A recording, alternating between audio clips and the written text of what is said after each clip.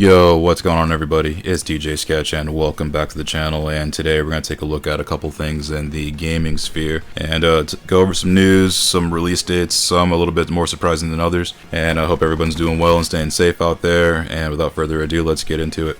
So first things first, Ion Fury comes out on the 16th. It's weird seeing a game come out on a Saturday, but this is one I've actually been looking forward to for quite a while since the PC version released last year. So the console port was not far behind the PC version, but I guess about 8 months later or so, because I remember it came out in August last year, and we finally have it coming out on all platforms from Switch, PS4, and Xbox One on Saturday, which I guess that'll be the 16th. So if you like first-person shooters, especially ones that have like an old school feel, because it's the same people that made Shadow Warrior, Blood, and Duke Nukem 3D, for a point of reference. So this should be really cool, man. Like, I remember seeing the footage from this. Matt McMuscles put up a video about this shortly after the PC version came out, and needless to say, I'm stoked on this one. So looking forward to playing that. We'll definitely have some footage and some stuff with that coming out very, very soon. And speaking of things that are releasing surprisingly soon, Naughty Dog has suddenly got a release date for Last of Us 2 after the whole thing about it being postponed indefinitely due to some leaks rumored to have come from a disgruntled developer. I guess I imagine it's probably due to crunch, I would think. The game is now coming out in June, so it's kind of interesting that indefinitely turned into just a couple months later. But here's the thing, the footage that has leaked out has definitely created a bit of a stir, and it's kind of been speculated that this could be on Mass Effect 3 levels of disappointment as far as what to expect with the game, because apparently the developers themselves were not exactly seeing eye to eye as far as what the game's narrative was supposed to be. And this is what's been coming up several times through a lot of different resources, and they're all kind of pointing at the same thing. So this could potentially be interesting to see how the seemingly last hurrah for the PS4, especially with one of their bigger IPs, might go. But oh boy, if it's anything like Mass Effect 3, because I remember that game very, very clearly, and that was when basically BioWare lost all credibility, because nothing was ever the same from them after that. It really wasn't. I guess maybe Dragon Age was decent, but as far as like Mass Effect, their bread and butter franchise, at least at the time, it just, the whole image was just sullied after that. Like, there was really, you would think there was coming back from that, but it just never happened, because then we got Mass Effect Andromeda. I even tried that again recently. I was like, is it really as bad as I remember it being? And like, because I never finished it, and then I played it for maybe 25-30 minutes and was like, yep, I'm done with this, can't do it. Knew there was a reason why I didn't like it, and it just didn't gel. And then Anthem, just a couple years later, just woof. Like, we all know what a hot dumpster fire of a disaster that game was, and still continues to be. Still haven't heard about those updates from Anthem getting the overhaul either, so that's also gone surprisingly quiet. So will there be anything coming up with that game in the future? Only time will tell. But Naughty Dog, though, I'm curious like how this is gonna go, because I still don't have PS4, and I still haven't even played the first Last of Us, which I keep hearing is supposed to be a really good game. But with this one, I'm gonna, I guess, hold off and see like what's really gonna be good as far as when review scores start coming out, because if this is really shaping up to how people are making it out at the moment, I don't know, but I don't know. This one could be quite the polarizing set of whatever you want to call it.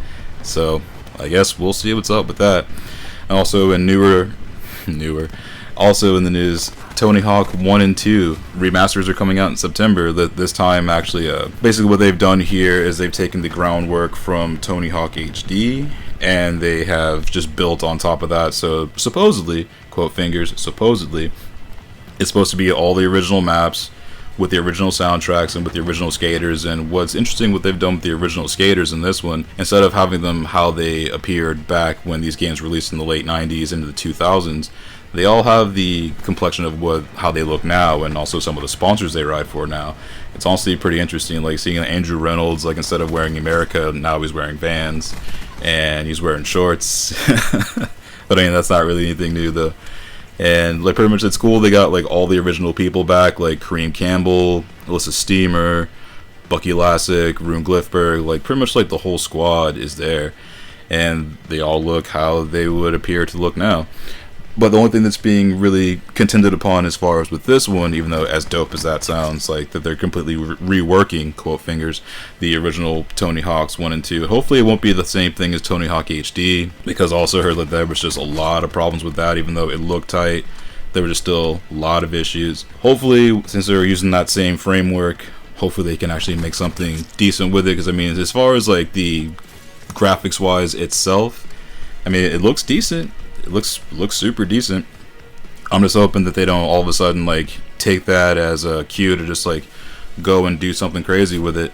And the even more interesting part about this is too, like with the Tony Hawk and Activision's licensing agreement, which ended on Tony Hawk 5, so we thought. Apparently they've signed a new one because Activision is the publisher for this. So what does that mean down the line? Will there be DLC for skaters? Will there be DLC for boards? I really hope there won't be DLC for the rest of the maps, because that could be a very, very bad choice. Could be, but at the same time, also not going to know until it happens. But still at the same time, I mean, if they actually can have a new Tony Hawk game like on today's consoles and do it right, I mean, apparently because like, even all the movesets from like 1 through, I believe, like Tony Hawk 1 up to Wasteland and Tony Hawk Underground, all those moves are there. So you have reverts, manuals, all the flip tricks, even though some of them still look wrong. Hard flips and varial heel flips, like the invarial flips, those just never look right in Tony Hawk games. And we're just gonna see what happens, people. And again, I hope for the best on that. Like, I really hope they can make it work and make something really cool happen with it. But I guess we're just gonna have to wait and see, much like everything else in the state of things right now. And also, as far as like other reviews coming up in the future, Elemental Master, I just got the footage for that yesterday. I actually was able to get a one-shot run in it, like honestly, like down to like the last peg on the final boss. And dude, Elemental Master is sick. Honestly, if you're into games from Renovation, and also even more so if you're into games from Technosoft, the people that made Thunder Force, or in terms of Thunder Force series, is what they're mainly known for. This is a must-have. Like, I'll go ahead and tell you from jump, because I always heard really good things about this game, but I never actually played it until I guess Monday afternoon. And I booted it up that first time, was like, yo, this is actually a pretty hard game. And honestly, it took me a second to really like wrap my head around like the control and like how it worked, even though it's pretty simple. But man, like it's a ride. Like once it gets going, like, and once you like really like figure everything out and like what you're supposed to do, yo, like it's honestly, it's a certified banger, dude. So I know it's a little bit more on the pricey side, but even still, like if you have a Genesis or something that can play Genesis games, or if you want to go that route and not pay anything, just emulate it.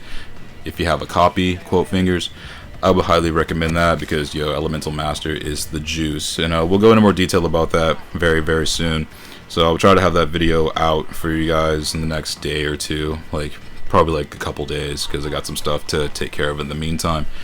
And aside from that, again, I hope everyone is doing well. Like, I hope everybody is staying safe. And again, I thank you so much for all the people that have come over and are new subscribers, and all the previous subscribers as well. I'm stoked to have you all on board. I'm glad that you're stoked on seeing updates from this channel, and that rules. So I thank you again all so much. And that's probably about to wrap it up. This, like, I'm pretty sure this gameplay was like a 31-1 on I forget what the hell, Contraband or something. I forget the name of this map in Black Ops. They all feel the same after a little bit, except for the really bad ones. But yeah, that's about all I got, people. But stay tuned. There'll be some stuff coming up here in the future. Ion Fury on Saturday, if you're interested in that. And I'll see you guys on the next one. Take it easy and stay safe out there. Later.